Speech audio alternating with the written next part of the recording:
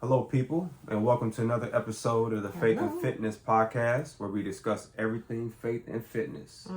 But this one's special. Very special. Very, very, very special. So this time we are actually on a different area. We are actually on a vacation for our anniversary, and we are in, drum roll, Akihabara, Japan. Akihabara, Japan, y'all. We're in Japan. We are in Japan. We have gone international. And we left the kids back. And Built to Destroy is international now. It's international. It's international. So we just decided while we were on our vacation, while we're celebrating our anniversary, to jump on here and talk about something that's also very important. Okay, so we're gonna jump in. Well, first of all, you might want to know what's in Akihabara if you're not familiar with it. It's a lot of anime, manga, and a lot of great food. A lot of people. It's busy. It's kind of like a version of New York. Everybody's moving. But it's very a blast. Tourist friendly. Very tourist friendly. No matter the different ethnicities, there's a lot of different languages that are being spoken. Great vibe. Yeah, you come off the airplane and you would never know that you're actually in Japan. There's so many different cultures moving about the airport. So it was really exciting to land and see all of that. We followed for a long time and did a lot of research following different people on YouTube. We actually know some people that we personally know that have gone with their families, have traveled here and had a good experience. So Nick's all into the retro gaming. I'm here for the shopping. And so that's why we're here. We're loving every bit of it, and we're eating good. Eating amazing. And I definitely want to come back. I don't know about the same place, but I do want to come back. Yeah, great time. Okay, so we're gonna get into the faith and fitness part of this. This is the second one. All right, so we're talking about. Well, this episode, I want to talk about distractions. And distractions, they can come in many forms. And the main thing about distractions is that they can take us off track, and if we're not careful, they can keep us off track. So I wanted to talk about the parallels between our physical distractions and spiritual distractions, and just how like I said, how they can go hand in hand. And I think that's very important that we make sure that we get a handle on distractions, that we actually identify distractions, and if we do, that can help us manage distractions better. And we can keep on with what we're trying to accomplish, even though distractions will come. Okay. And so when we're looking at like distractions could be obviously coming in so many different forms. I mean, life itself is nothing but one big distraction after another. Over and over and over, we're distracted consistently. And you lose your train of thought. Distractions, just you decide you're going to go this way. You're bombarded with everything that's on social media, distraction, TV distraction, music distraction. What's happened politically, distractions, everything. There's so many distractions that it's so easy to get off your A game or off whatever your goal is that you're trying to work toward, right? So with distractions, fitness related, workout related, right? Right. Distractions when it comes to the fitness world can be maybe deciding to do something else outside of your scheduled program of you working out. You deciding you just want to chill and you want to do something else, which is fine at times. When you choose to take a break and do something else, knowing that you're going to get back to it, but sometimes you don't. Sometimes you don't get back to it, and it can quickly become a pattern, and it makes it harder to get back into working out because you know that you got to make it up. Yeah. Instead of driving to the gym, you miss one day and it's like, look, I'm exhausted, been at work all day, I'm going straight home. You do that one day. It's so easy to make that 2 days, 3 days. Now it's come 3-4 months down the way. You haven't been to the gym in several months. So distraction, you get that phone call, right? Yeah. Or anything, right? It's easy to get distracted so easily, to get off of whatever was your original plan. Yeah. Another one, which is just as big, is the way you eat. Different things that you eat can be a distraction. They can also be a coping mechanism. But how you eat as a distraction can also take you off course as far as eating good, that tastes good, that makes you feel good, but it's short term, but can have how you feel based upon eating that good food is short term, but can have long term effects if not put back in check. Which is like, there's nothing wrong with eating food that tastes good and make you feel good, but you got to make sure that you're eating for life and not just for a moment. You know what I mean? I think that's very important. And like I said, that's a distraction. It's always, I think, me personally, I'm big into my list making. Everybody who knows me knows I'm big into list making. And I do really good with having a schedule that I've written out. This is the days that I'm going to do this. And I have been doing really well with sticking to that. So I always suggest to people, write down things. It can help you stay accountable. If you wanted to go to the gym or wanted to go do your run, whatever kind of moving is you're moving, write it down. Put it in your phone, whatever's the thing, so that you have something that you can like mark off on whatever day that is. Would you say that's the same thing that you could do with food? Yeah, exactly. It's all about, even in the fitness world, it's called keeping a log. Yeah. You know, there's no difference. You just some accountability. Some accountability. Tracking. You know, it's the same thing, and you're just keeping note of what you're doing, what you're eating. It's all the same, just different names. Yeah. And I thought about a saying that's old, but how you do one thing is how you do everything. Everything. Yep. You know. Yep. And the more you get into that concept, the easier it is to do everything the same, because now you don't have to think as much about it. It just becomes a pattern of how you do things. And it makes so much sense, that saying, though, because how you do one thing is how it carries over to everything. Because while it connects with when you're working out or moving, whatever that moving is, when you're working out and doing certain things that you know makes you feel better, it can, not all the time, and it may take a while for it to, but it does make you want to start making different food decisions, or cooking different things, or eating more fruits, or bringing your food instead of ordering DoorDash, or different things. Or, just working on yourself. Like you say, it's all big, well-rounded. Maybe start trying to improve yourself on other levels. Maybe your mental health, spiritual health. Starting reading the Bible in the morning, right? Oh, yeah. Or, just different things. You just want to do better. So how you do one thing, it definitely translates over into other aspects of your life. It does. And that goes, and it transferring and going hand in hand with also your spiritual walk. And I think distractions as well can take us off the path with what we're trying to accomplish spiritually, because there's so many things bombarding us mentally and spiritually that if we don't watch it, it takes us further and further away from our relationship with God. So in terms of that, like what you're, reading the Bible, praying, spending time with God, the more you do that, the easier it is to filter what you don't need. And it's the same thing as your fitness life, is that the more that you're doing what's right, the easier it is to filter what you don't need. It becomes a habit and a pattern, and you start to see it becomes more clear. It becomes more clear. In the fitness world, you see the results. In the spiritual world, you start seeing your blessings. You don't want to block either or. You don't want to block either one of those.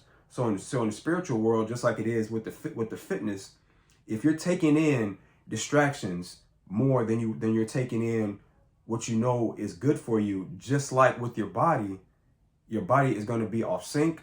Your organs are going to be clogged up. You're not going to be functioning properly. So in the spiritual world, if you got too many distractions going on, it becomes harder for you. It becomes harder for your walk with God and to be in sync with what he wants you to do and to hear from him. Because you're listening to too much. How you gonna hear him? You're listening to too much. So that's why I was like, with the fitness and the spiritual, they go hand in hand, and it just makes life easier when you do like you said. You have a schedule. You have a log. You know what you got to do. And you got to also, I think another good thing too is not to sound, so it don't have to, like, you got to be perfect, is that that ain't possible. It ain't possible to be perfect, but right. what you got to do is identify the distractions and almost compartmentalize distractions, put them in their place. So when they do come up, because all distractions ain't bad, they're just distractions, because it might be something that you like to do that it might not be completely in line all the time with what you're trying to accomplish, but you like doing it. And there's nothing wrong with that. That makes you human. But I think you got to put them in their proper place and identify them so you know when they should come in and when they shouldn't.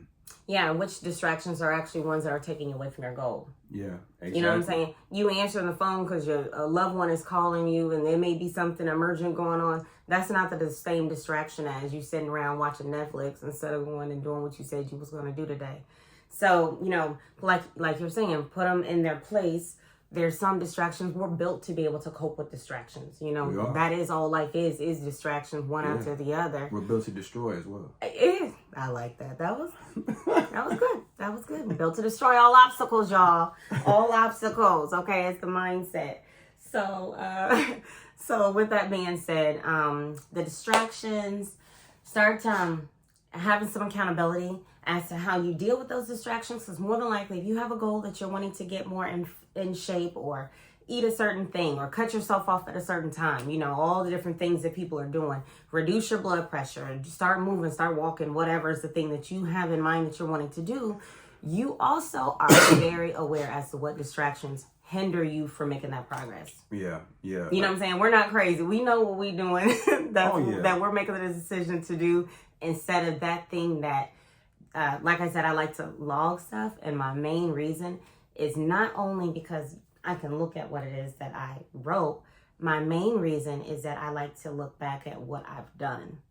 You know what I'm saying? Yeah. That's good. You know, because in 6 months, it's like, wow, like I was really moving that many days, or I really stayed consistent this long. And even if you fall off, because nobody's perfect, you know, if I did it for 6 months, I can do it for 6 months again. You know what I'm saying? Yeah. I also, to piggyback off of what you just said, as far as looking back, as far as how far you've came and what you've done, I think a healthy thing mentally to do is get to the point where you're so locked in that you become a fan of yourself. I really truly believe that, because now you're not looking on the outside and seeing what other people are doing and that they're so on track and they got it together, and you feel they got it so much together that you'll never reach it. Once you get to that point where you're on track and that ball is rolling, you start having fun with the discipline and having certain things organized to the point where, like I said, you become a fan of yourself. You surprise yourself, you know, and that's another snowball effect. You want to, it makes you want to keep good. It's a dopamine. It's dopamine. I like the word now dopamine. You're curious. You like that word? I like that word. That word is high. Then you become curious on how good or how great you can become in certain areas of life that require a certain amount of discipline.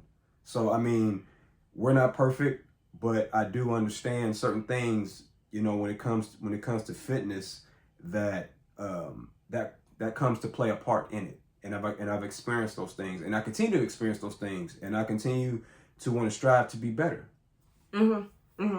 The continual aspect. The continual aspect. You might fall off, you know what I'm saying, but will you continue to keep moving forward? Exactly. Yeah, you might eat that Twinkie, that ho-ho. Yep. Yeah. But are you going to continue to keep doing that? Yep. Or are you going to get back on track onto what you wrote down or put in your phone, whatever it is that you are holding yourself accountable to, right? And there's a discipline in that only comes with consistency, is the fact that, like, sometimes you're going to do some stuff off track, but how quickly can you get back on track? That determines, you know what I mean, how much of a lifestyle you've made it to. How quickly can you get back on? Yeah. Because you're gonna get. Yeah, don't count yourself out just because you stopped doing it for even a month, whatever. Don't count yourself out. The fact of the matter is you were doing it for 3 or 4 before that. Get back to what you were doing. Just get back to what you were doing. Now, you get all the time. What is it that you eat? We're not going to get into it this time, but I'm trying to convince Nick, go ahead and make a video throwing out there things that he eats. You do not need to be a nutritionist, you know, but throw out things that you eat, and it may not be for everybody, but I will. That's gonna come out. That's gonna come out on an episode. Whether you want to do it too, y'all on board. Whether you want to change it, that's fine. But the point is, what is Nick eating? That's helping him get the type of results that he's wanting to do. So he'll be doing that one soon, y'all. Yeah, we're doing that one soon. But do you have anything more that you want to share with your people? No, I don't have more that I want to share right now. I think we covered a lot. It's Sunday, and I want to acknowledge the Lord for, waking us up this morning, and actually us having safe travels here to Japan. And I pray that we have safe travels back. Long flight, 13 hours. We ain't never flew anywhere close to that 13 long hours. Flight. Body parts aching, long flight. Yeah. But but I'd do it again. Yeah. I like Japan that much. I'm gonna do it again. Yeah. I don't know when, but we're gonna come back. Yeah. We're gonna come back. It was good stuff. And it's like, hey, once you know you've done it once, you know you can do it again. Yeah. Once you've done it once, you know you can do it again. So definitely, we are international. Yep, international. Hey, y'all, say some places that you even have in mind that you want to go, or some places that you've been. Like I said, we actually personally know people that have come to Japan already with their whole families. And so we'll come back another time with our girls. But leave in the comments if you choose to. Because I like I said, we're going international. I love the whole passport. I love the whole idea. I know there's places in the United States. We've gone to several of them. I still have some desires to take the family to explore other places. But there's this whole world. So, while we could travel in the States, that's beautiful. But there's this whole world. And there's absolutely no reason why we can't explore it as well. So leave in the comments some things or some places that you have gone or want to go. Let me pick your brain. I want to copy. Yeah. Let me copy you. All right. So we are about to get back out into Akihabara. Enjoy the last time that we're here. And always love having conversations with you. Yep. I can be reached at Built to Destroy Performance here on YouTube. I can be reached on Facebook at Built to Destroy and Instagram at Built to Destroy 80. Yeah. Email builttodestroy80@yahoo.com. Feel free to contact me anytime. I'll get back to you as soon as I can. Ask any questions. I keep things pretty simple. That's what I'll say. I keep things pretty simple. Nothing complex. I break stuff down. And it doesn't need to be complex. It doesn't need to be complex. You won't stick to it if it is. Right. Okay, we don't need a robot. We just need someone to break it down real simple. Yeah, exactly. Some A plus B type stuff. Yeah. So personal training, that's his jazz there. Remote training as well. Remote training as well, because people are busy and they have distractions. Yep. So remote training is also a thing that you are always talking to people about, the option of there being remote training available. Yep. As well as in person. So don't let in person stop you. In person is great, but don't let it stop you. We can do some remote and get just as well as results. Yep. All right. All right. Until next time, y'all, have a wonderful day.